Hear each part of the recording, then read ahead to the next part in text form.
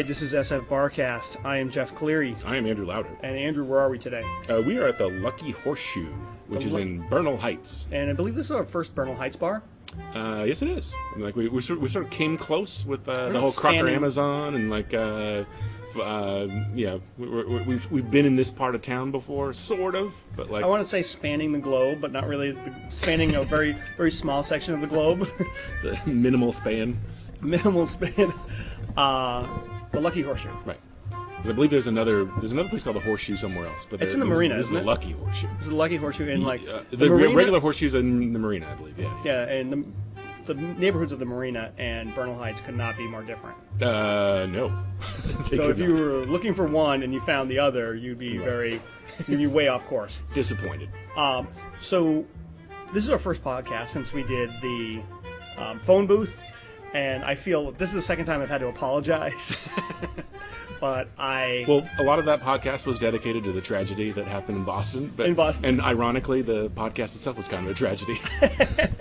I listened to the podcast, and I think I showed up there drunk. That's the problem. Yeah, I think like that's that's something that I think we both sort of internally agreed that we should not probably be doing. And also, like, it doesn't go far towards your meaning if you're trying to be very serious about the tragedy that happened in Boston and you're slurring out your words. Right. Well, but I mean, but we like to think of it as it makes it legitimate to some extent. I mean, this is a bar podcast about people in bars, and this is the kind of thing that you're likely to hear in a bar. Is like some idiot slurring their words and saying all kinds of things that don't make any sense. Like I said, we'll try to be more professional in the future, but more professional in the future means getting drunk at the end of the podcast, exactly, not the beginning, or at least in the middle. Show some respect enough to do it 20 minutes in. I want to stand up for us a little bit, though, because... Oh, please do. There were a couple of things that we said in the last Barcast that I really thought, oh, that was right on. Except I was, slurring it through my teeth. So you want to reiterate some points that... Well, we were talking about how, between prayers and blood donations, the people of Boston who were affected by the attack... Right. They need your blood donations. They don't give a shit about your prayers. I think the way that because the blood donations aren't bullshit. Right. I think that the way that it came across in last week's episode was prayers, bullshit, blood. That's a perfect. But rendition. You know what we meant, so get over it. But the cross streets of this, I should mention that the Lucky Horseshoe is on Cortlandt, the sort of heart of Bernal Heights, and between Wool and what was the Andover. Andover, that's right. You mentioned it being some sort of private school that you'd heard of. I think Andover's a private school in New England. Oh, okay. Some rich kid school. There's probably so many. I mean, you could probably say any word, and it's a rich kids private school somewhere in New England. Boston Latin. Actually, I think Boston Latin is where one of those kids went to school. Oh, really? The marathon bombing. I was listening to Rolling Stone reporter Matt Taibbi. Who was being interviewed, and I think he went to Dartmouth, but UMass Dartmouth. Oh yeah, that's in Boston. That's where one of the kids went too. Yeah, and and so he was all bummed out because now anytime anybody thinks of UMass Dartmouth, they're going to think of that instead of nothing. Well, not me, because what they thought of before. I grew up about 25 miles away from UMass Dartmouth. Yeah. And they had a great college radio station that I just loved. Oh. As a teenager.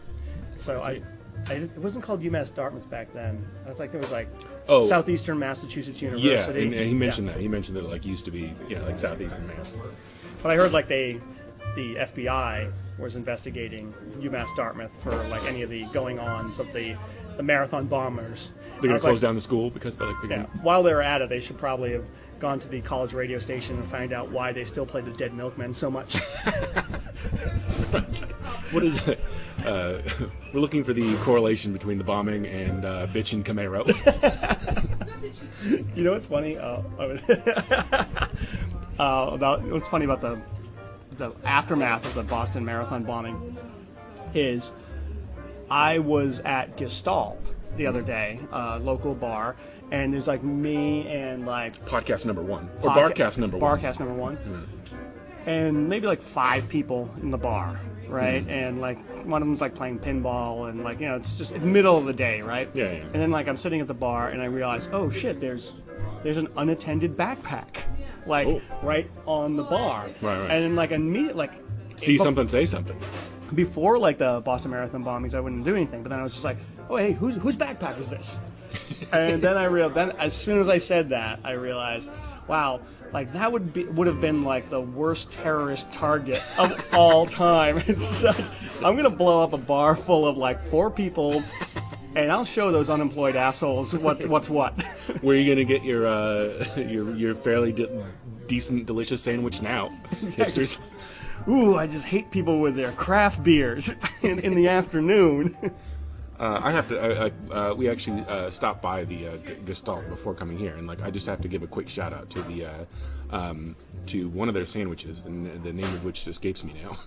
But It's so good, it's so memorable for you. it was like the Dust and Diamond or something like that. But like it was. They have like a Bobby Brown sandwich, and they have a Whitney Houston sandwich. This one was like a cheddar, bacon, and apple slices on rye, and it was fantastic. I Yeah, have to say. a lot of people don't know that the sandwiches over at Gestalt are really amazing. But anyway, that's neither here. Well, People think it is they're all- there, but not here. It's there, but not here. Right. So, what do you think of this bar? You know, it's very low key, and like Well, we're here in like the it. middle of the afternoon. Well, actually, it's not the middle. No, It's no. like 5 o'clock. Isn't Yeah, it? it's like 5:30 or 6. I love the layout of this bar. It's Yeah, got totally. an island bar right in the middle. Yeah. You can walk all the way around. Which I guess is the sort of genesis of the name, is that it's like a horseshoe shaped bar. So like Oh, yeah, that makes sense. So like it used to be Wait, I used to don't be follow you. you know horseshoes, right? It used to be a place called Skip's Tavern, I guess, and Skip's like Tavern. Skips. And several years ago, it was bought out by like and we can talk to our we have a guest today, yeah. and apparently he knows more. He knows the actual the owner of the place, and like she seems like a nice person that told anyone that she could get to listen for years that she was going to buy this bar, and she did. So, Wow. And everybody thought that was just like drunk talk Exactly. for years and years. And she went out and did it. Right. She would wake up in a dumpster and say, "I'm going to buy this dumpster," and people would be like, "No, you're not." Like, look what happened. Do you think if Oscar the Grouch saw a dumpster, he'd think like that's like a condo? It's like a mansion. It's a McMansion over that. Goes to the dump. He's like, "Oh my God, it's Disneyland." So what am I gonna do with all this room? All right, enough Oscar the Grouch jokes. All right, we'll devote a whole segment to that later. But like I've said before, like one of the indicators that a bar is like a local San Francisco bar Yeah. is the amount of pictures of sports heroes, San Francisco sports heroes. Yeah. And this place is really knocking it out of the park. Oh yeah. Yeah, just from I can see right behind you is a picture of Steve Young and Jerry Rice and Bill Walsh and I don't know, some homeless guy. Oh no, but no, it's the manager of the Giants. It's Dwight Clark. It's like Well, there's a sign behind you actually it's pretty great. It's five different like team photos of 49er championship teams, and then the lower right says it's reserved for Super Bowl. Was it like 46? whatever the last one was. Yeah. So like the one that they should have won by all accounts, and somehow did not. 4th and goal, 5 yards, What are you gonna do? 5 yards to Super Bowl championship. Couldn't do it. If you see Colin Kaepernick, kick him in his ass. You know what? I think. Well, also we should talk about like what's happening in the world today. And I guess we can do what's that. in the, Worked so well last time. let's talk about some like some world headlines. Tonight is the NFL draft. Oh, well, you caught me off guard with that one. It's a big thing in Syria right now. Yeah, totally. But talking about the Niners, like I heard today that the Niners have 13 picks in this draft. They have the most of any team. In the first round or the fourth No, round? not the first round. Oh no. But Well, the thing is that there's like 50 rounds, so I guess 13 picks isn't that much. Well, they said that 13 new players can't make this team, so they're gonna have to like package them and like trade them away or maybe move up or something. You know what? I mean, I'm going off on a tangent here, but do you remember the old baseball player Dave Winfield? Yes. I heard someone say something about him the other day about how he was drafted in 3 sports. Really? And I guess he played college. Well, he was a big dude. I mean, like, he was just he was like 6'6", a colossus type person. Like, but he was everybody knew he was a great baseball player, and apparently he played basketball for the Minnesota Golden Gophers. No. And he was really good at that too. Right. So when he got drafted in the first round for baseball, and then he got drafted by an ABA team, right? And then he got drafted by an NBA team, and then in one of the last rounds of the NFL draft, even though he had never played football, the Minnesota Vikings drafted him and thought like, hey, if he wants to be a wide receiver, he can, because he's such a good athlete. Wow. So, like Dave Winfield, like king shit. See, it's like I guess like, you know, sort of picking baseball out of all of those is like probably the wisest thing to do, because like you're not going to get like your ass kicked.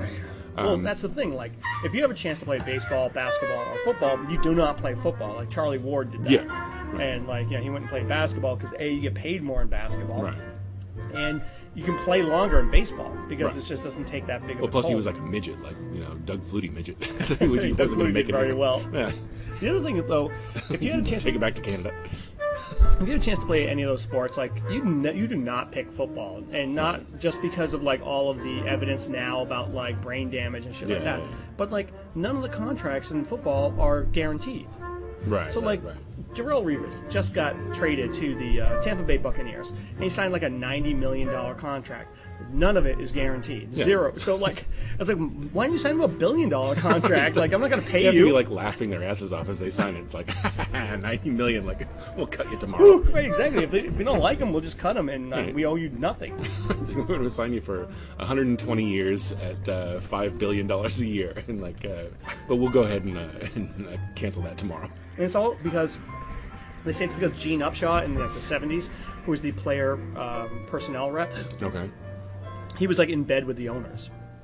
Like, you know how like baseball, like the sport that takes the least toll on your body. Yeah. All those contracts are guaranteed. Right. So if you go out there, slide into second base, break your ankle, and your career's over, but you have a $100 million contract, you're getting $100 million. Right. And basketball's the same way. Just because their player unions were very strong at the right time, but like the NFL player unions, they decided to, I don't know, suck their owners' dicks. That's a technical term. So getting back to the bar here, like, which, you know, I totally love the layout. Like you say, like the bar itself is great. Like, it's, you know, it's like the perfect amount of space. Like, it's, you know, it's not too compact. It's not too big. Yeah, exactly. Like, it's, you know, they got a few TVs, but they're not like, you know, it's not like a sports bar, like where it's totally in your face. I feel like it's a very ambitious bar too, because like you have a pool table in the back. I mean, there's not a whole lot of space here. You have a pool table in the back. We're sitting in this like nice booth, but when we're walking in, like somebody's setting up over in the corner, which looks like there's not enough room for a band. Yeah. Someone's setting up for a band, and they've got like a little a sound stage over here. So yeah, it's like very like very efficient. I mean, it's almost like the same size as like the Philosophers Club. And you would never, those people would never think of like, okay, we can squeeze a band in over here. Right. Or even like the phone booth. I mean, the phone booth wasn't that much bigger than this place, but because you've got but because you've got the bar in the middle, it sort of creates like this illusion of like, you know, having more space, because you've got like sort of seating all around it. But yeah, I mean, it's a really cool place. And actually, you know what? I read about like as you come in the door, like if you turn around and like look back up at the wall, there's this entire mural that sort of like goes across like the entire thing. And I was reading somewhere that that was actually completely hidden when when the person bought this place, and they like tore out like, you know, some like, you know, shitty walls or whatever like that, and that was just sitting there, and it was something that like one of the bar patrons painted in like 1950. That's pretty amazing, because when which is crazy, yeah. Just like looking at it right now, like it's such a good mural. Yeah. That, like, you start to think like, now why would somebody cover that up? Like, hey, you have this beautiful mural over here. Yeah, put up some fake plywood over it. Well, that's like the crime that happened a million times in like the 1970s. It was like with every like a house and everything like that. It was like people were like, oh, this is like really unique and interesting. Let's fucking plow over it with like Z-brick. Yeah. The other thing I like about this bar used to be called Cherokee. Oh, way back in the day. Oh, okay. The mural, I believe, is some sort of Cherokee. Cowboys and Indian shit, you know. Right. See, there's like a Native American guy going. No offense to any of our cowboy listeners, of course. There's a Native American guy parking his horse in front of a liquor store. Does he have a roulette wheel in front of him? That's weird. But also, like, one of the things that they do here, that I'm just looking at some of the stuff, they have a lot of live music, as I said before, but they also have karaoke, and they have open mic Mondays, which I'm assuming, from the music, look right? of it, it's music. Yeah. Although, who knows? You could probably, like, do some slam poetry or, like, Those, like, government rants. Some of those, like, open mics that do, like, music and comedy, I feel like sometimes it's good if it's run that way, but like the one at Hotel Utah, it's like it's mostly it's everything, and I feel like I guess it's okay if you just want to like have a variety of what you want, but like it's kind of, for me, it's kind of jarring where it's like, okay, here comes a guy who's going to sing a really loud song, and here comes a guy whose guitar is going to sing a song about his feelings, and then you're going to have some like comedian go out there and tell dick jokes, and then somebody's going to go out there and read like a haiku about the time they got raped. Right. Like, it's just, you're kind of like all over the fucking map. Right. It's hard to, it's sort of hard to get in a groove feeling-wise if you're if you're dealing with all forms of entertainment. And do you think we should take a break? Sure, I think we should. Yeah. So we're at the Lucky Horseshoe. Why do I keep wanting to say Golden Horseshoe? I don't know. You like to be pissed on? I don't know. So the Lucky Horseshoe in Bernal Heights. In Bernal Heights. And we'll be back with our special guest. Ooh. Stay tuned. We're back at the Lucky Horseshoe, SFBarkast. Bernal Heights. Bernal Heights. Andrew, I was going to like comment on this before, that like when we first walked in here, they played, was it the Pixies? Yes. And Wilco. Mm-hmm. And then when we went to go record, suddenly it was like smooth jazz. It was like George Winston's December. So I'm glad that the music's like changed. It's gone up, a little more upbeat now. But people must have been like, wow, this place sounds like the coolest funeral hall ever. It's like, oh wow, it's like this is the slow part of the David Lynch movie that we're in now. Exactly. I can see the midgets now. Ooh, midget, not a good word. All right, so you want to bring on a guest? Sure. Our guest today. Be my guest in introducing our guest. Is we just have this like this parade of like local comedians, and he is in the middle of that parade. I'm a galactic comedian, man. I'm going galactic today. Galactic comedian. Well, isn't most parades the alien insult comic? As in most parades, the good part of the parade is usually at the middle. Like they don't want to blow their wad at the beginning, and like by the end, everyone's sunburnt and doesn't care. So like, here we go. Before we do any more hacky jokes, let me just like tell everyone we're out of time. Exactly. His name is Raj Dar. That's right. Dar. I always say it harder. My mother says it a different way, so I'm saying it wrong, and you're only doing like a shadow of what I'm saying. So, how do you say it? I say Dar, but my mom has like a softer because it's DHAR. How does she say it? I can't do it like her because she's from No, see, that would be awesome. That sounds like Star Trek 2: The Wrath of Dar. You sound like what a Greta Garbo in Streetcar Named Desire or something. Our first Klingon joke. Although, you know what, that doesn't make any sense, Andrew, because like all of our like nerdy like listeners right now are like, Khan was not a Klingon. Not true. No, but he had a bad personality. Get it right? Yeah, he was a little grumpy. You can see them getting along. It's close enough. It's like, when you want to destroy planets, you're a little grumpy. Kind of a dick. Kind of a dick. I'm not gonna lie. Kind of a dick. So Raj, you tell us about this bar and like your connection with it. Okay, well, have you been? How many times have you been thrown out? I hope to one day make it to the thrown out level.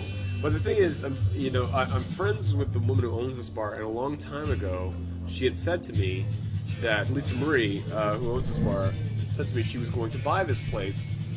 When we were younger in our 20s, and we had like grand ideas about what we were gonna, And tell the truth, did you think she was bullshitting? Yeah, because we bullshitted about everything. I mean, everything we basically said was bullshit. You were going to at that time. You were going to own the Los Angeles Dodgers. We had a series of schemes and ideas, like for how we would not have to do the 9 to 5 bullshit. And But she was saying, Raj, I'm gonna buy that bar someday, and you were saying, yeah, and someday I'm gonna have all the cheese.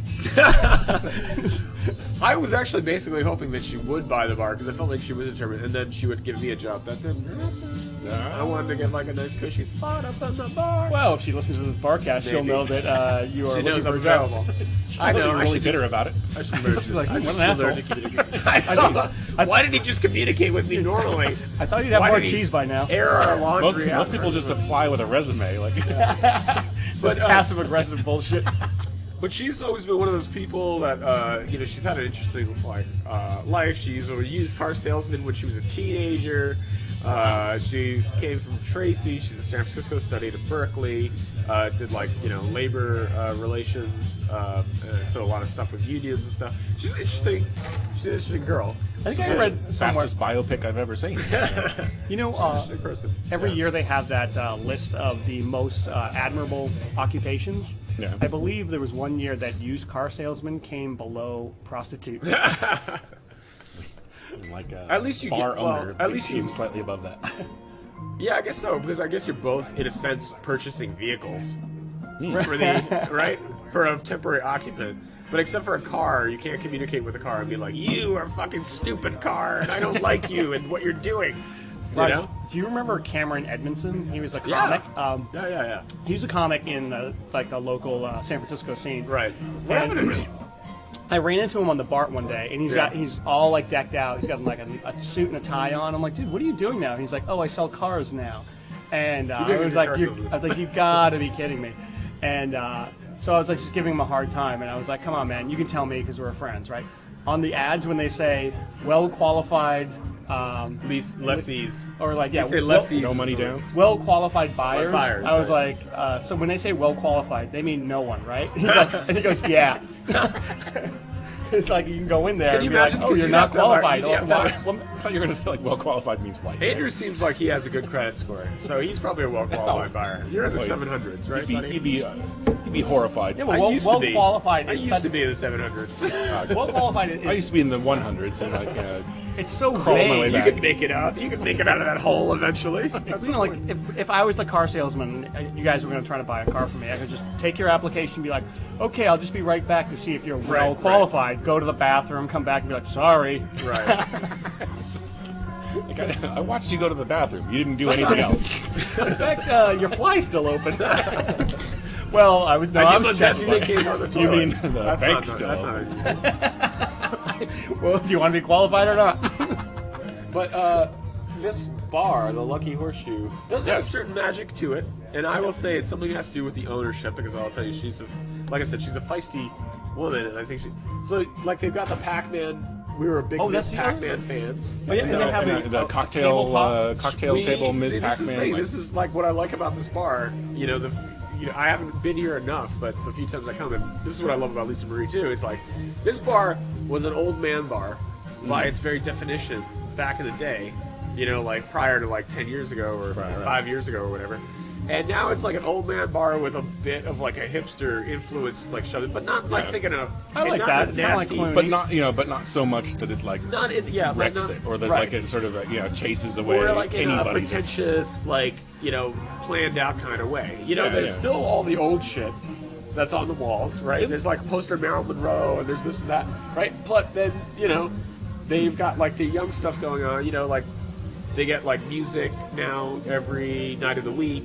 And they have karaoke here. They got karaoke here Fridays. Tonight, Ralph Carney will be here, who does jazz over at Amnesia, another great place, obviously. And then but he used to play with Tom Waits. Wow. So that's cool, man. You got a guy who's a real talent, and he gets his friends, and they play here. So it's a good I think spot. I was actually reading about him a little bit, and he's local too, right? I mean, Yeah, he's like a Bernal He's Heights been here a resident from down long the street. time. This is his place. And, like, so he just comes here and screws Maybe we around. should talk about the neighborhood. Like, I don't hang out in Bernal Heights that much, but I have a couple of friends who Bernal Heights seemed to be the last place that people could afford houses in San Francisco. And I don't know if it's still the case, Right. but like up over that hill there, I think it still somewhat has that reputation for whatever reason. I'm not sure why, but Well, But it's a nice neighborhood. It is a nice neighborhood. The nickname for Bernal Heights is Maternal Heights. Oh. Because it's extremely popular amongst like lesbian couples raising kids. Oh, really? But I mean, Yes, that's true. not that there's anything wrong with that. Well, no, there's a lesbian bar across the street called was it Way Out West? way out west, and that's a great bar too.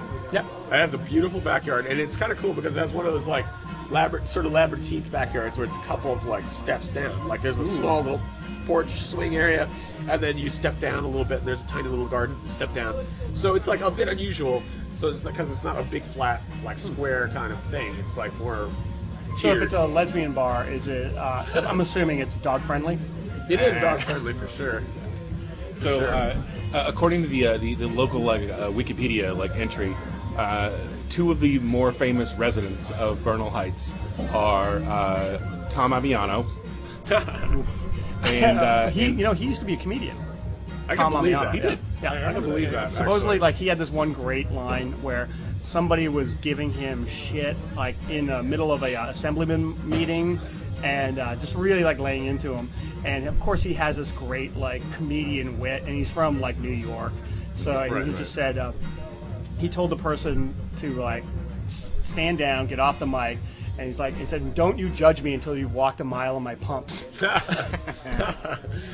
That's awesome. And the other famous resident is Annie Sprinkles, so which I couldn't believe. And Wow. she is a burlesque dancer, She was like former porn star. Yeah. I think probably most famous for sort of New York performance art, pissing on stage and stuff like that. I mean, she was like a chubby Betty Page. Yeah, with yeah. Big floppy tits. Right. And she was but she would do it like a super cute way, like Right, I'm eating right. sprinkles. And then I think she had like a public access TV show for a while. I remember in New York, I think something like that. Yeah, it's like now she's sort of regarded as like a neo proto feminist She's or whatever. She was kind of a performance art icon in New York during her heyday. It was it was all about the shock value and I wonder, God, it was such a golden time for performers. When you could just be like, "Here are my tits, here's my dick," and people will be like, you're like, "Wonderful." I gotta go take a piss. I think That's I'll awesome. book a show. Well, I wonder if it's same because I'm a huge sports fan, and one of the saddest things to watch an athlete do is sort of basically grow old and realize Right. that he can't do it anymore. I wonder if it's the same way for porn stars, where it's like the is. mind is willing, but the body is No, failing. no, it is. Actually, and this is very timely that you should bring this because I just saw the documentary, When Porn Ends or After Porn Ends. Okay. It's on Hulu. I watch a lot of documentaries and I got Hulu Plus. A lot of porn documentary. A lot of documentaries. To be honest, all porn is Can I tell you documentary. something? No, I'll say honey, this I'm right a now. porn. I'm a I was documentary watching. connoisseur. My girlfriend basically hates anything that takes my attention away from her. Right, so but I do watch a lot of movies, so she doesn't like that because she's like, "Oh, you should be acknowledging She's like, my existence." why are And you I'm like, staring blankly at that movie? You should be staring blankly at me. Exactly. It's like, look, I don't have I'm anything better to than say. Oblivion. I know. It's like I don't have anything to say, and Avatar's this from keeps Avatar. us from talking. But I saw that documentary, and she came home while I was kind of in the middle of it, and she was like, "Ugh." Some blonde, chubby girl with tits was on, and she was just like, "Ugh." It's like, you know what? Stop watching that and talk to me. And I was like, look, it's a documentary about porn. I'm not watching a porno. I do love. I do She's love like, well, put your imagining. pants on that. I was gonna say, I do And I was love like, I'm always imagining with my pants off. what the phrase "in the middle of it" means. I'm in the middle of it. I'm That's a doing good point. Go to the bedroom for 5 minutes. I'm in the middle of it. Trying to But it's, concentrate. but it was super fascinating because their lives are, I mean, granted, the people in the porno actors in the movie were not just the sort of administrative assistants of porn. These were the former CFOs and CEO. You know what I mean? Like the big stars. Right. Because you have to imagine a porn star's life is probably pretty difficult and shitty in a lot of ways. And then if you don't make it and you're not a big deal and you're just like some schlub That's Do you can't be think, like, in my mind, I feel like you wouldn't get dull to this, but you think if you were a porn star, you would get dull to sex? this is what they said. This is what one of the women said. Because it's like, you know, like- she was like, basically every orifice was just like, it's just something occupying a space. And she said, like, I So don't. she's into physics. No, basically it was what it sounded like. She was like, you know, and she was demonstrating like dick and mouth, dick and pussy, dick and ass, and she was just kind of like, it's just something in something where there was nothing. You know, it is actually very philosophical. But it's hard. It's hard for like is me philosophical. to understand that. Where like she's basically talking about it like it's like a cup of coffee.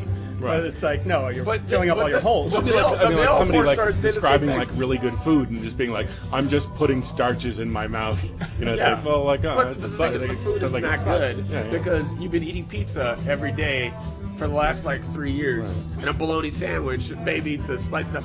So like even the male porn stars are kind of like Randy West they had on, you know, who actually I was like, oh, what a charming guy. The old male porn stars were really charming, nice guys because it was like a time. It's weird. They seem like they're really happy for some reason. Well, because it was a time when like porn was like still like fun and experimental. I think it was still like countercultural, and now it's just like another piece of mainstream garbage, you know. So like, you know, there was like the one guy, and he was like basically like, you know, a young Jackie Mason, you know, in his personality. This one guy, I forget his name, the porn star, but he was just like a really funny, charming, like hip kind of like, but you wouldn't like think of him as a porn star. And then there's Randy West, who you definitely think of as a porn star because he's just kind of like sort of big California lug, you know, kind of guy, you know, and they're like, yeah, you know, I'll put my dick in some girl. But he was sweet. He was a nice fellow. And he cried. He was practically in tears over. He's like, you know, it's just like after a while, you know, it's no big deal. You know, you're just putting your, you know, your penis. You don't even feel it. You don't even know what's going on. But there was some special women. But there was some special women like Tara Patrick.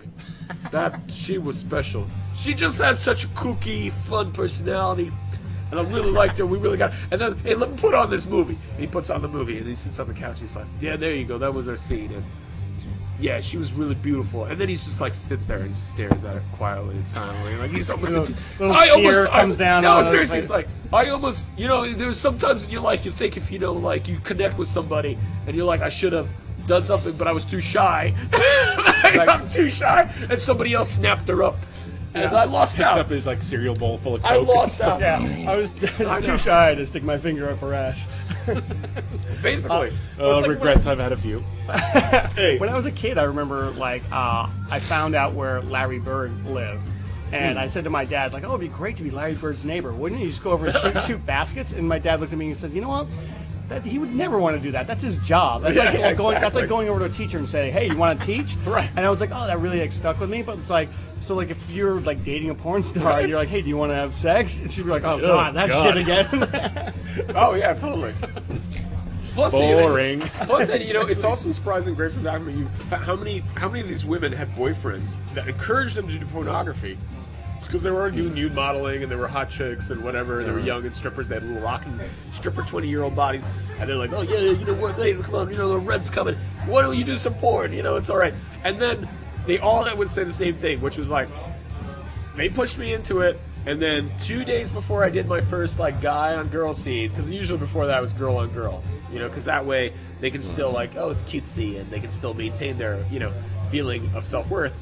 And then, like, you know, and then 2 days before it, those men are like, don't talk to them, won't touch them, won't look at them. You're a slut. You're a whore. Why are you doing this? And then she comes home with the paycheck, right? And the guy takes it. He's like, that's my money for letting you sleep with that dude. And I was like, oh my God, you piece of shit. See, I want to go back to your father, though. I think it's great that your father instilled in you the idea that like no matter what you do for a living, it's always just going to be work. It's going to suck. I thought you were going to say that like that's nice. You know, he was so encouraging to his son that I was like, oh yeah, we can play with Larry Bird. He's like, yeah, shut up, you idiot. Nope, even Larry Bird hates his life. Exactly. Oh, you know what? Like my hero is Larry Bird. Yeah, he hates you. Oh, thanks, Dad.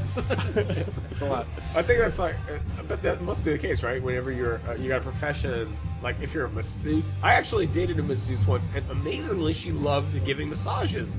She would give me one all the time, and I was like, wow, that's really awesome. But wait, I never asked. Was she just recently become a masseuse? No, because she had I been feel a like if masseuse you've been doing it for years, you'd be like, I'm not fucking rubbing you. All right. Granted, she was the type of person that believed that she had been abducted by aliens. So that made me feel like suspect about her whole personality. Sexy. In terms of, and then whenever we eat sushi, she would get like she would take all the ginger and she would put like 10 pieces of ginger on a piece of sushi. So like right there, I was like, I cannot be with this woman because one, she was adopted by aliens. Okay, and she believes it, and that's unacceptable to me. And two, that's way too much sushi. Ginger on a piece But that also, I hear that whole story. And, you know, all I can hear is like, this girl must have been beautiful. She was because beautiful. Raj is like sitting there going, okay, she thinks she's abducted by aliens. I'm gonna have to break up with her someday. She was beautiful. She was this beautiful redheaded girl that loved giving massages and was a professional masseuse and was really good at it. And I never had to ask her. And I always felt bad when she would give me one because I was kind of like, oh man, you just do this for work. And she was like, no, I love it. But, you know, in a situation like that, you have to like weigh the pros and cons. Pros, she likes to give massages. Cons, batshit crazy. Yeah, that was a bit of an issue for that. Hey, guess what? Break time? I need to get a drink. All right. So we want to take a break? Sure, why not? All right, so we will be back from the Lucky Horseshoe.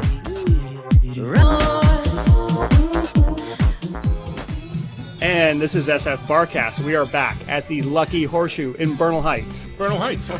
Andrew, Raj. Was it Cortland between Wool and Andover? Andover. Cortland and Andover. Which you were right. Andover is like a high class. It's like a prep school, right? It's like Horace Mann or any of those big East Coast prep schools. Chilton. Well, I think like Bernal Heights. I think it's interesting that like we began talking about the neighborhood of Bernal Heights, and we went on a 10-minute rant about porn. Of course. Why wouldn't you? Well, I mean, like we talked about Annie Sprinkles. Exactly. That's what's going to happen when you you Annie Sprinkles to move to your neighborhood. I think she's married to a nice, lovely woman, and they have a.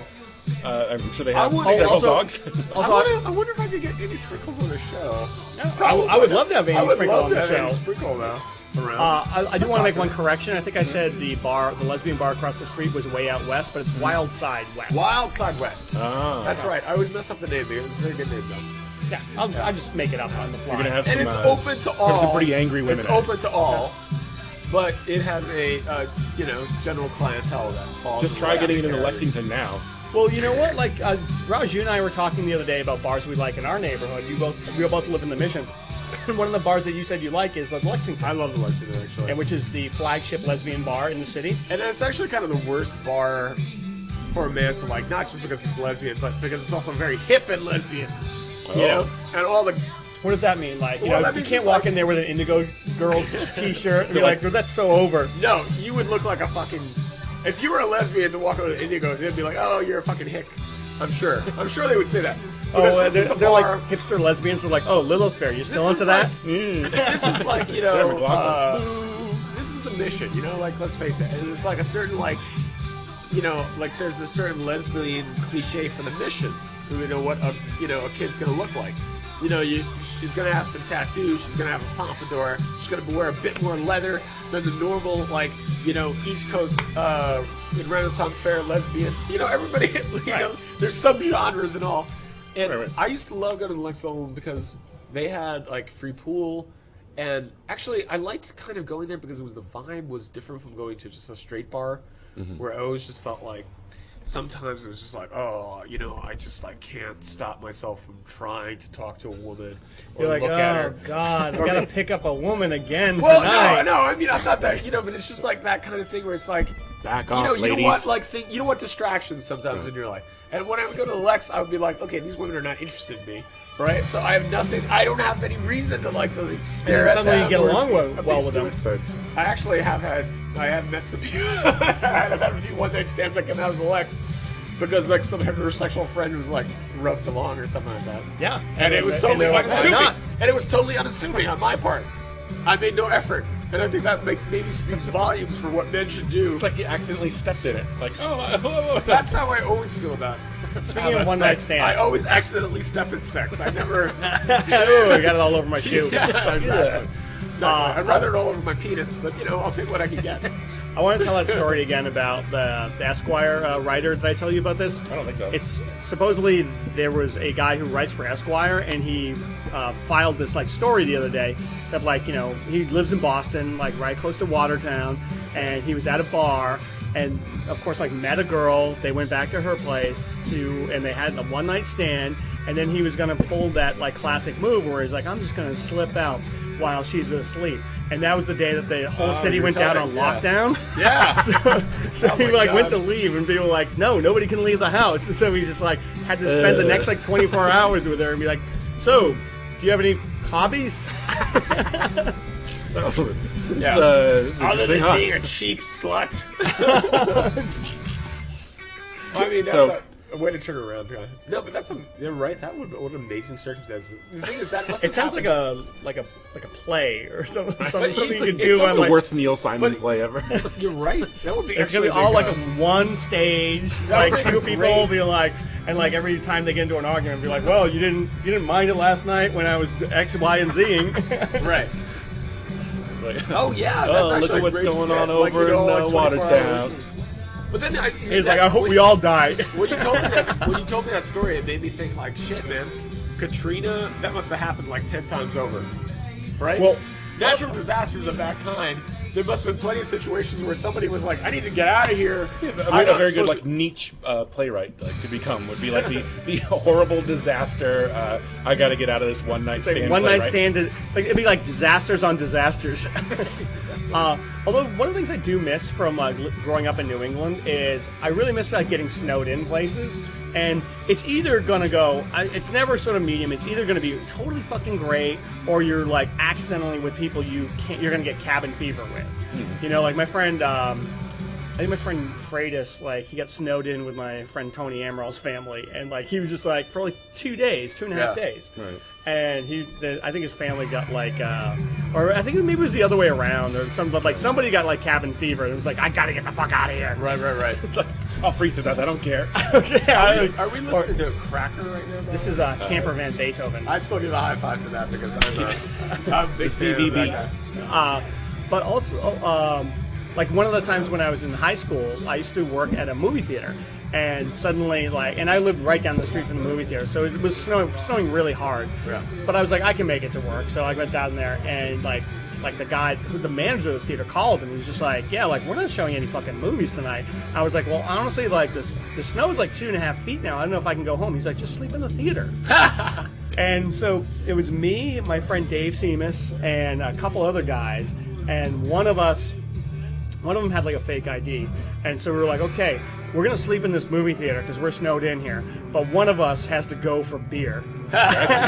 So like we sent off like this, what we deemed like the strongest person to like a package store, and we were kind of like, hopefully he will return. And he came back with a bunch of beer, and we ate popcorn, drank beer, and watched movies all night. That's the thing. It's like At the movie theater? At the movie, it was an 8-screen movie theater. So we wait, were like, wait, we don't like wait, this who one. knew how to operate the movie projector? I was a projectionist. Oh, okay. That was my high school job. I was See, right. that's the thing. That's Is like awesome. one of the first things that I thought, like during the whole like sort of like Watertown thing, was that the only people that are really regretting their life during a lockdown right now are the people that didn't go to the Packy the night before. Yeah, and like exactly. are just staring at their empty fridge, going, "Come on, let me go out to the liquor store for half a second." Can you imagine, like in Boston, like when they lifted that like lockdown, like the mad bum rush to get like scratch tickets and donuts? Well, hey, like so we're in Bernal Heights, and like as we like to say, you gotta eat. You gotta And, eat. You gotta eat. This is I'm one not of our- totally fluent in the restaurants in this area, but I know. I mean, like there are restaurants that have really great reputations around here. Mm-hmm. Among them being Piqueos, which is a Peruvian place. Oh yeah. Peruvian. And, Little Nepal, which is a Himalayan or like place, I guess.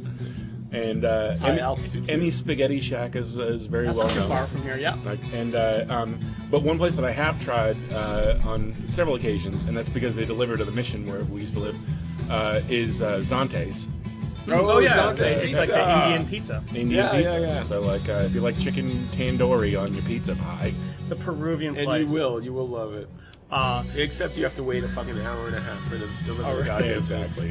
They take a, I used to think that was the most unique thing in the world, but you know, like I've been to like places in like Fremont and Union City, and like all the pizza places like You're have like an no Indian big deal. option. Yeah, they're- Right.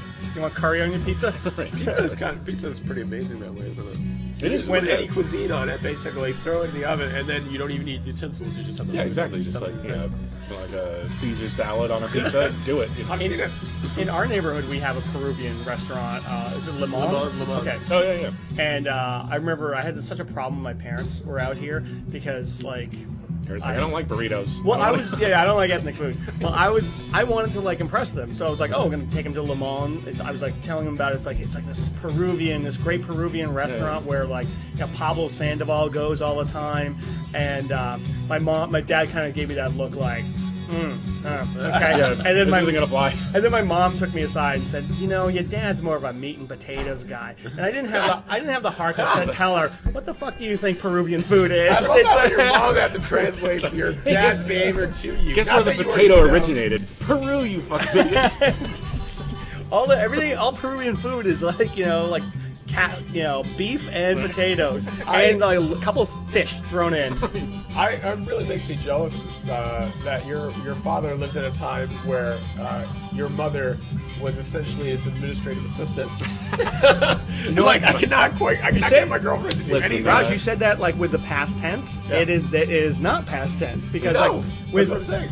With like people who are like my dad's age, like he is like it's hard, like it's one of those old dog new tricks thing. Right. So like he has to like play the internet game, but he hasn't like figured it out. Right. So my mom is the one who's like who does all the internet stuff for him, and it does it may seem weird because they do have a very very good relationship. Sure. But like my dad will like every once in a while he'll like hand off something he wrote to my mom, be like, yeah, can you email that over? Yes! It's kind of like the whole Mad Men thing. No, exactly. Tie this to a pigeon's leg. Right, exactly. Yeah. Here you go, Toots. Toots. Amazing. There was a time when women were like, okay, sure, I'll do that. Yeah. Now all I get from my girlfriend is like, where's my iPhone every day? Why doesn't the wireless work? I'm like, I'm not the IT department. Okay. Does your girlfriend like Mad Men? She loves it. We love that show. So, like, I know what you should do for a week, like an experiment. Start dressing like Don Draper and start treating her like Don Draper. And just be like, hey, Toots, where's my old... You know how to make an old-fashioned, right? No, I mean, and that's what I do anyway. I mean, that's like standard MO. I'll tell you something. It only works on TV because Don is a fucking cold monster. I mean, really, this is not... You know what? I can't fault him as a character for the changes he's gone through. He's obviously had a difficult life. His character's horrible. But he's also a shithead. He's a shithead, like, through and through, because he does these horrible things. And not that anyone has ever done a horrible thing, but, like, I try to do that with my girlfriend, like, in a sense, like, because... she is very, like, sometimes kind of clueless, and I'm just kind of like, hey, catch up and wake up. I mean, it's a testament to the show that I actually do care about those characters. No, totally. But, like, at the end of, like, the last episode where, like, he's sleeping with his neighbor, and he asks her what she prays for, and she, like, puts her hand in his hair, and she says, I pray that someday you'll find peace. And then it's, like, this huge, like, moment where he, like, pauses and has to think. And I'm just like... And I'm like, yeah, I hope he does find peace. But then you think, wait a minute, this guy is like, he's like knee deep in pussy and money and alcohol, and it's just like, he's unhappy. That poor guy. And he's unhappy. No, but that's the thing is like both. I mean, like both that show and like Breaking Bad. Like it's been like this sort of great like educational moment for like because like people like watched both shows and like the beginning of both shows are like. Right. These guys are fucking awesome. Like I want to become, I want to become like a meth dealer, and like I want to become Don Draper. Right. And then like over the last like 2 or 3 seasons, like it's been like, oh, you know what, like that's really horrible. Well, like that's awful. I gotta say, what I love about Breaking Bad is like this last season is that you're like fucking Walt. You were a horrible, horrible person. Oh yeah. Like he went from being like circumstance took control and whatever. Right. And now his behavior is like straight up evil. Yeah. Well, that's one of the great things about Breaking Bad is the character arc, where it's like the first season you see him, you're like, oh, he's this really sympathetic character.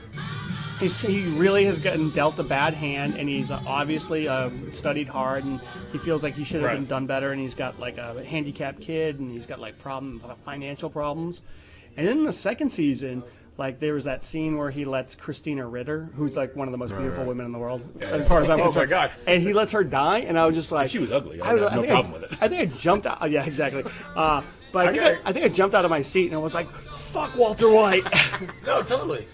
Well, and I'm I bored with you, Heisenberg. I mean, if we're doing a little TV roundup, I'm going to give Christine Ritter a huge props for Don't Trust the Bitch in Apartment 23. I don't know if you've seen that show. I've only I seen don't know little if they're bits going and to do a pieces. Is that second still season. on? Is it good? They did like 22 episodes for the first season. I don't know if they're going to do more, but they should.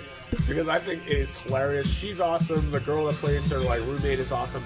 The characters are funny. You know what can I say about that? Yeah. Horrible title. It is Way too long, and long kind of like the shock value of It's like, one oh, of those you things used too the word where, bitch. Oh, you know what? And it's like, you don't trust the B, and so it's like, okay, now you made me think bitch. Why don't you just say bitch? Well, you know what's funny is that we're talking about the bitch. The song and does say it though. It's The like song- they can't have it on TV, like printed, but they Right. can't have it through the words because the song is like, "Don't trust the bitch in Apartment." Well, we're listening to Rich Girl, and he says Ah. it's a bitch girl. Yeah. So sometimes the universe is very poetic. Daryl Hall, fucking pioneer of using the word bitch. He has Lyme disease. He's a big head. All right, should we take a break? All right, let's take a break. We are at the Lucky Horseshoe in Bernal Heights. Lucky Horseshoe. Old turkey buzzard, old turkey buzzard,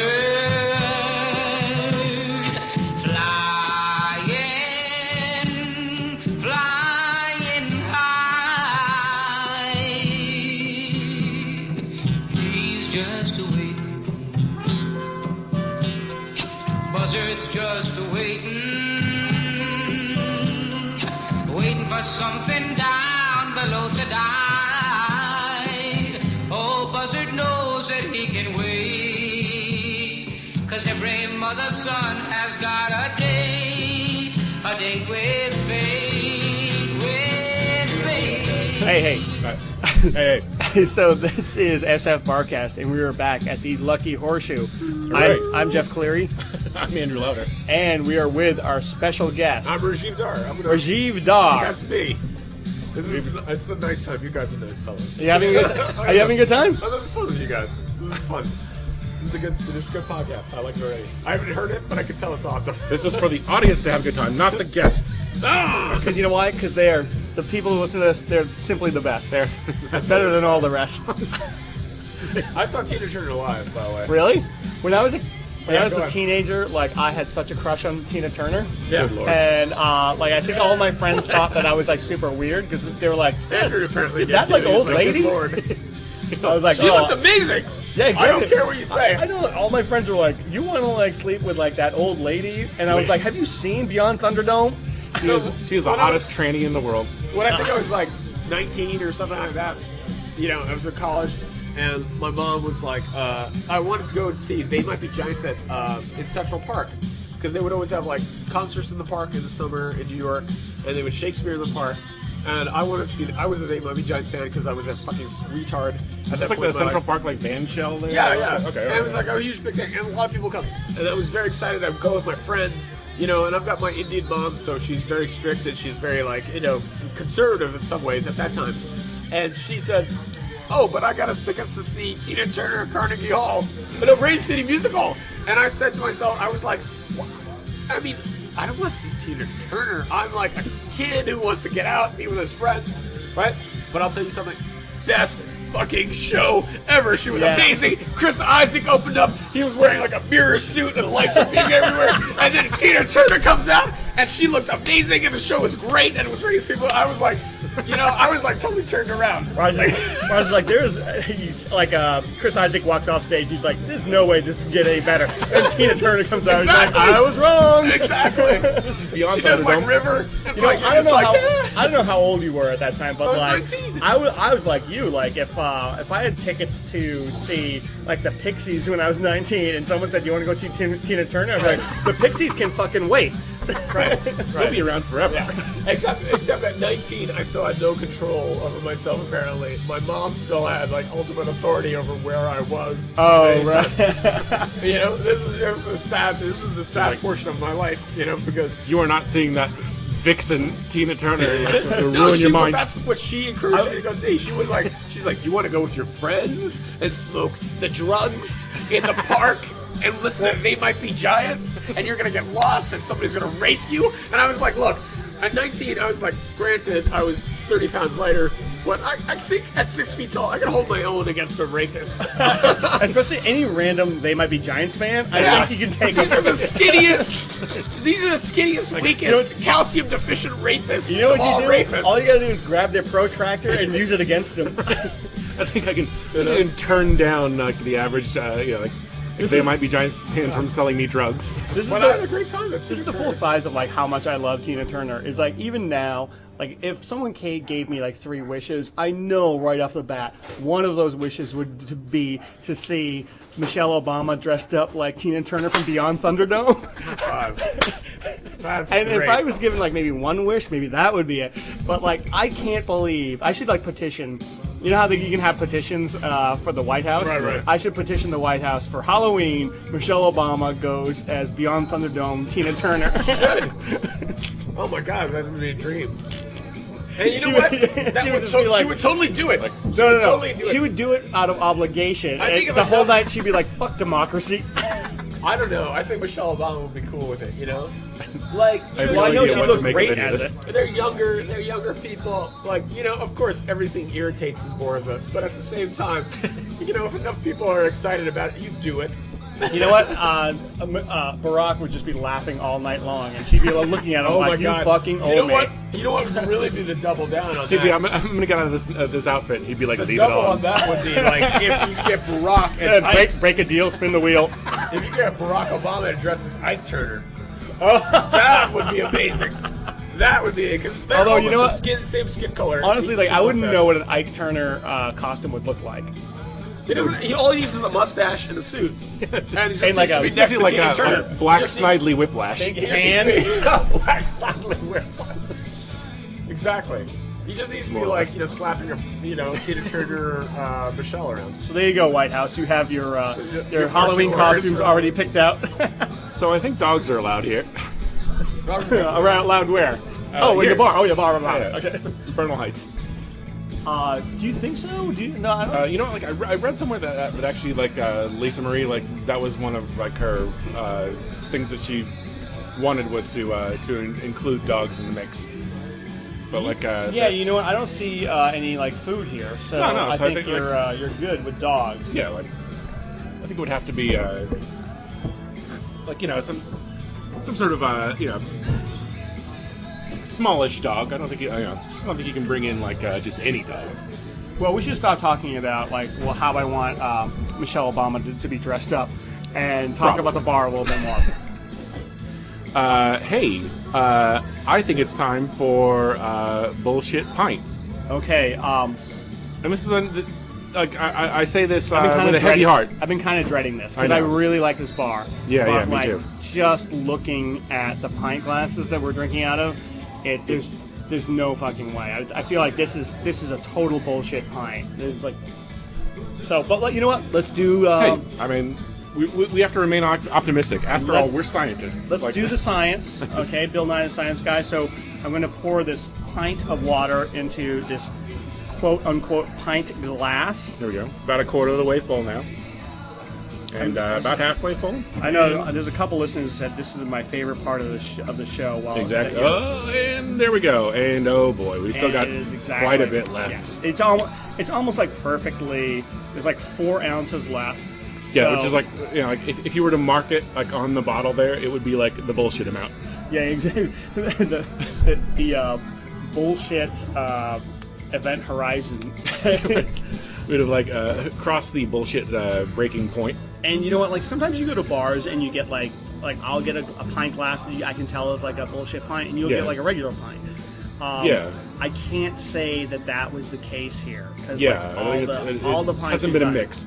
So you know what? I don't want to like cast too many stones, but like if you want to come to the Lucky Horseshoe Right. and enjoy a pint of beer, you will have to buy 1 glass and have another like 4 ounces on the Right. side. Buy a Because bottle these for are the side. These are 12-ounce pints. Which Looks like it. Makes no sense.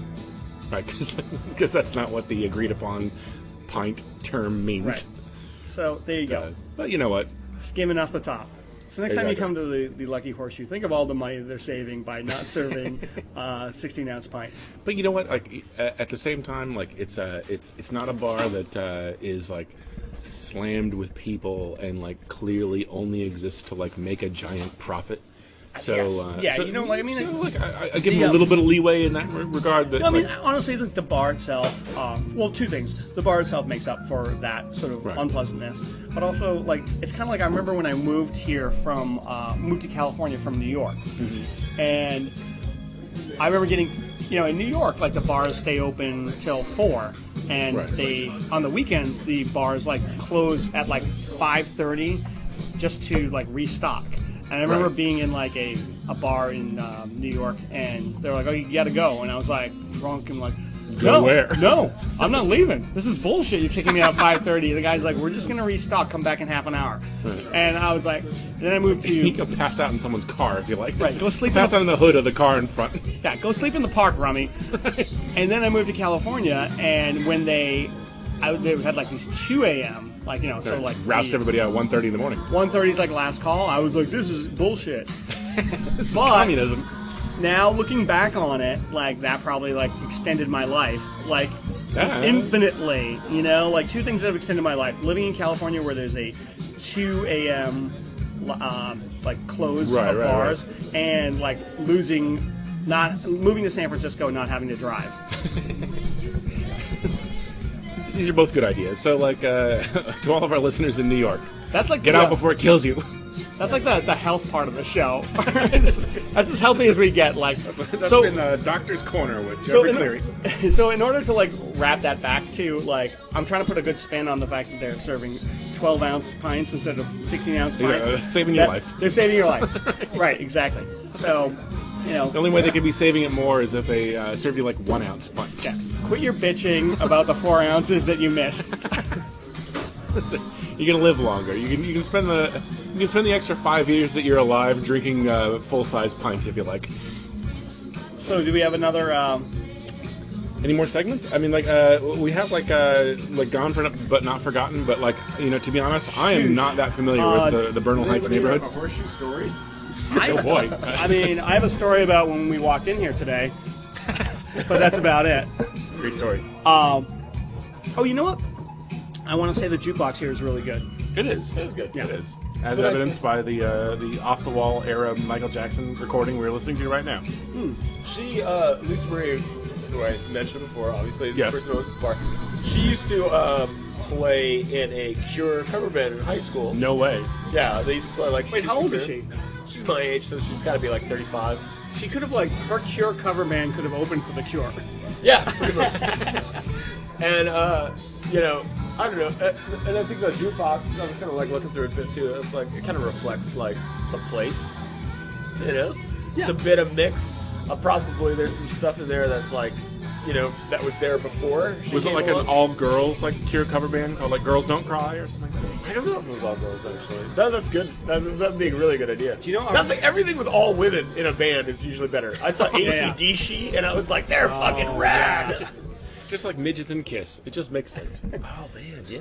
Do you know our friend Ben Feldman, local comic? He was in a B-52's cover band. No, he wasn't. Really? Yes. Was he the Fred Schneider of the band, or? No, I don't think he was. So was he just the like redhead? Boring bass player. You can't have some straight guy play the Fred Schneider role of the B-52s. I didn't know Ben could play an instrument at all. Actually. Oh yeah, he was in a couple bands actually. I like that. He's a smart fellow. Friend of the He is a show. smart fellow. And he's in our age bracket, but not like also. He actually, I don't know if we were talking about this before, but he's like one of those guys that when I ran the open mic and he first started doing comedy, it's like he's like everybody else, where it's like, you know, he's really rough, and you're like, wow, like, you know, this like not that good at it. And then like a couple years later, I came back and saw him, and he's gotten like he worked really hard at it, and he's really good at comedy now. So like, you know, there's a pep talk to all of our like young listeners out there. Right. Well, Children, follow your dreams. Talking to you, even if your dreams, Joe Gorman. Follow your dreams, even if your dreams involve dick jokes.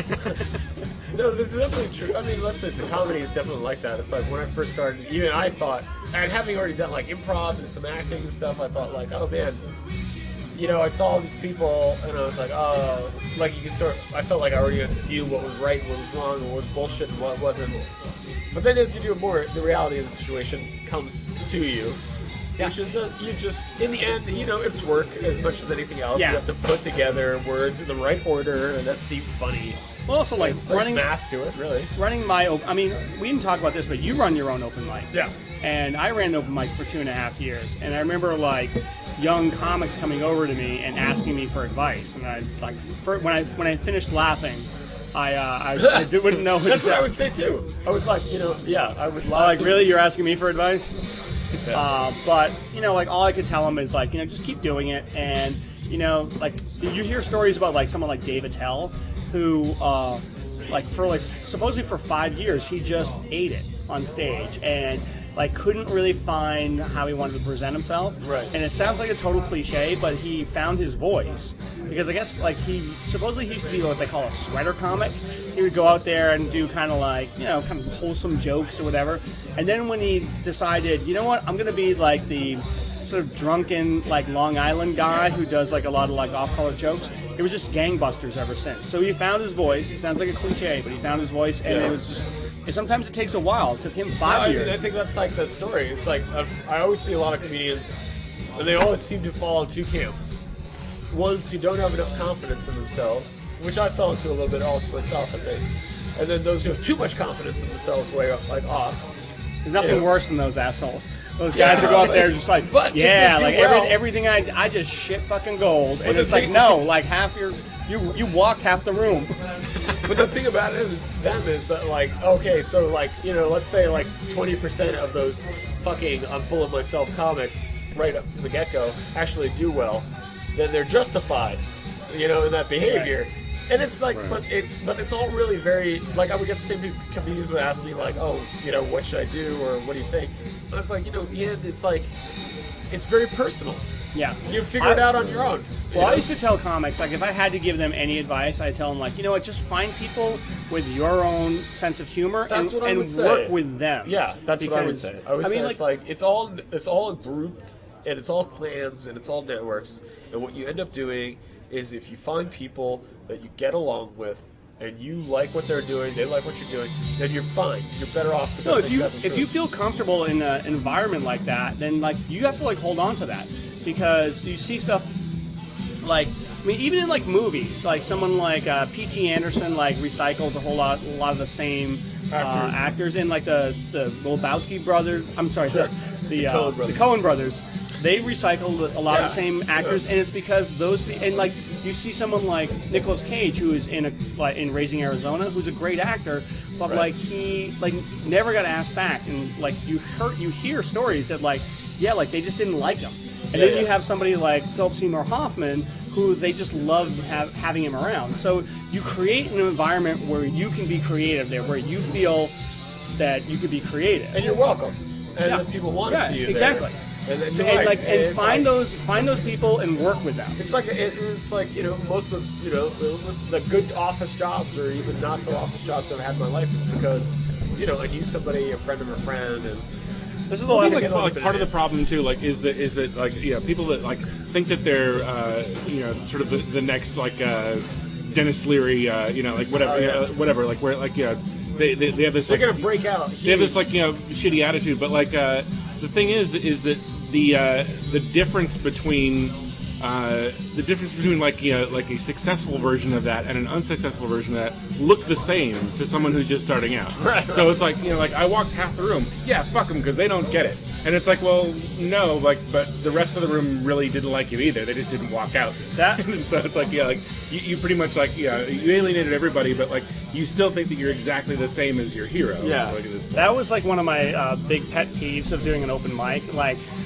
we would have some comics, and like one comes to mind, and I won't use his name, but let's just say it rhymes with Ustin Kales, and he would always like. Also, it's Drew Harmon.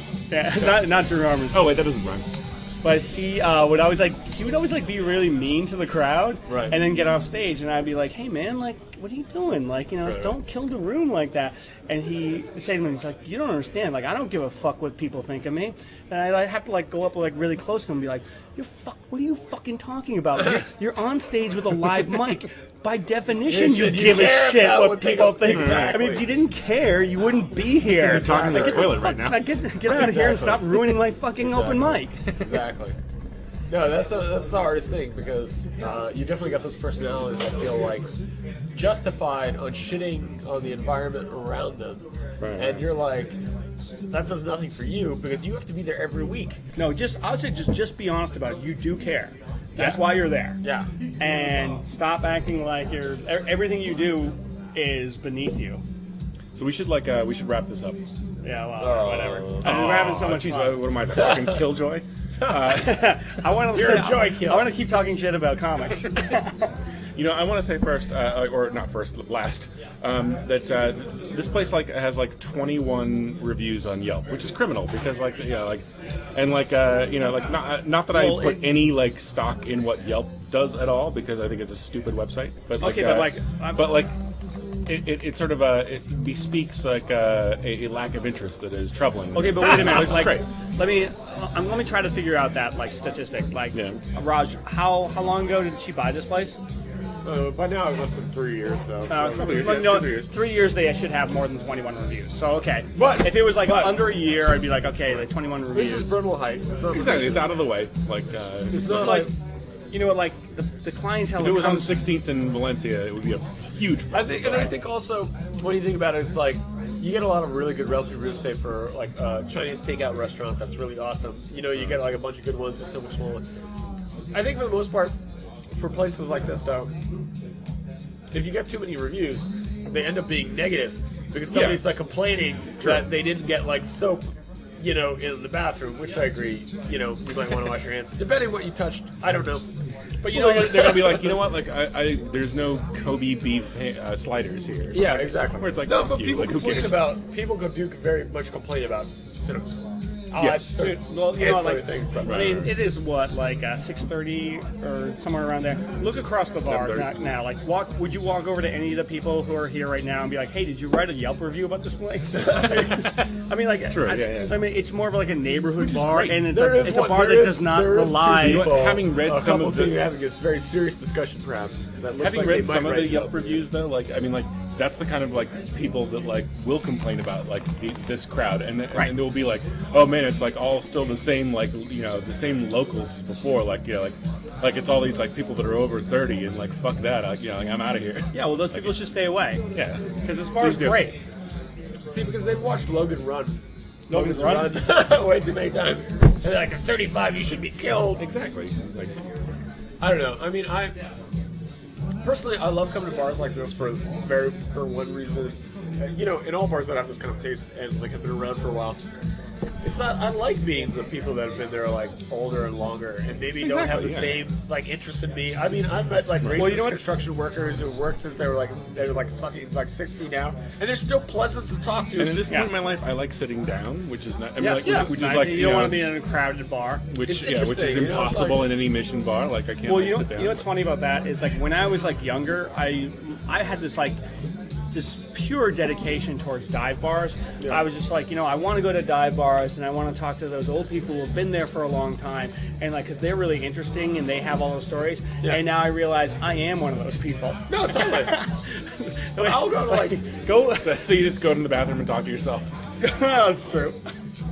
I mean, I've always been a kind of old man since I was young too, but I've always been a little bit annoyed at the cynicism of people's. I mean, look, I have strict parents, so I have no reason to being around adults. But at the same time, I'm also always been kind of interested in stories, and I'm always interested in learning about something. And the only people, it's one thing to read in a book, and it's another thing to go into a situation and just run into somebody randomly and talk to them. Yeah, talk to them about what life was like or what this place was like at a certain point. I meet people who live in the Mission. You've lived there for 20 years. I've lived there for 10. I know people who live there 30. And they tell me a lot what the Mission was like 30 years ago Right. And that's like super interesting. And I'm like, wow, you should be talking to everybody. Everybody should be asking you questions about it because it's fascinating. Raj, like, just to play devil's advocate, if like some like young 20-something-year-old kid came over to me and said like, "Hey man, tell me what it was like in the '80s," I'd be like, "Fuck off." Well, you gotta be a little bit. Yeah, maybe a little bit. Hey, old man. Go watch Beyond Thunderdome and leave me alone. I've got a history report to do. Can I talk to you? Can you tell me what this neighborhood was like back then? I don't want to look it up on Wikipedia. Let me tell you about when Mel Gibson used to be respected. You smell like Well, a you sort of 49er. Well, but that's your advantage as an older person now. You can smell the shitheads and be like, fuck off. Right? It's like you get old enough where if somebody comes up on you, creeps up on you and asks you some questions, you can make a quick decision. But the You're point- like, I like them, I don't like them, this is an asshole. But the point is that I was that kid at one point. Of course. So, you know, the cat's in the cradle and the silver spoon. Dream leader. Well, but you've been gifted with the self-awareness of time and your own personality. I've been gifted with the awareness of who to tell to fuck off and who not to tell to fuck off. And it really is a Thank you, gift. Jesus. Thank you, Mr. Jesus. All right. All right, so we should wrap this up. So fuck off. I'm having a everybody. great time. So fuck off. Fuck off. So, Fuck off, all you so for any of our bastards. listeners who think they can just roll up on us and ask us questions, Don't talk to anybody in this situation. No, we We're don't. not We, open the conversation. no, we're totally open to every conversation with any of our listeners. In fact, You hear that, Drew Harmon? no. In fact, go to iTunes and leave us a good review. And if you do, and you mention a bar that you want us to do, we'll fucking do it. We're your slaves. We I like how he's like, "You will fucking do it." Hey, We'll do it with puppets. hey, like, We'll get the fucking puppets out of here. I'm begging Yo. you. That's the thing, like, the puppets aren't going to play well on a podcast because, like, these people don't know that actually all three of us are puppets. Hey, listen, Mind man, blowing. I didn't want anybody to know I was Look out. grossly felt. Yeah. And what else? we have anything else? SF Wait. Barkast on Twitter. on Tumblr? SFBarkast.tumblr.com. Wait, but it's Barcast with a K. With a K. It is. That's important to So know. it's Thank you very much. BARKAST. Is there a song that you guys do at the end? Oh, There should be. We should go like this. We do. It's called Rub-a-Dub. SFBarkast is now ending, and we've had a lot of fun. We drink the beers, we drink the beers, and we drink the beers, we drink the beers, and then we are done. SFBarkast says goodbye. So nice to be here with you. Oh boy. I like how it started out as like a soccer like chant and it ended like a lullaby. Like, okay, now everybody can go to. Now you can go to sleep. These puppets were We're totally looking at me using with that their for the weird rest of doodle. like that. That's our I'm great. outro song from now on. It's gonna be like the Notre Dame fight song for drunks. Ziggy, ziggy, ziggy. Absolutely. All right. Well, see you next time then. All right, so yeah, this is SF Barkast. We are Good riddance. signing off from the Lucky Horseshoe. We'll see you next time. Vernal Heights.